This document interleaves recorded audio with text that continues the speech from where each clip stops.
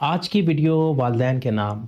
आज की वीडियो में मैं आपके साथ 2 ऐसी गलतियाँ शेयर करने लगा हूँ, जो ना चाहते हुए भी वालिदैन से हो जाती हैं, जिसकी वजह से बच्चे की तरक्की में बहुत ज़्यादा रुकावट आती है और बच्चे का जो असल है, वो उसके अंदर कहीं छुपा रहता है। सबसे पहली गलती जो वालिदैन ना चाहते हुए करते हैं, जो उनकी आदत में होता है, हर वक़्त बच्चे को हुक्म देते रहते हैं।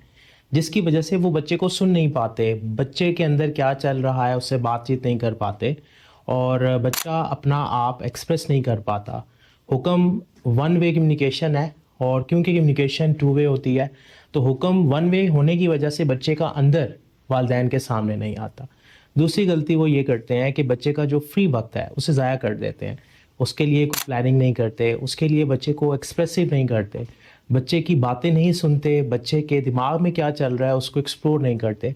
ये 2 गलतियाँ बच्चे की तरक्की में अहम रुकावट अदा करते हैं और बच्चे के अंदर जो उसका असल है वो कहीं अंदर ही छुपा रहता है।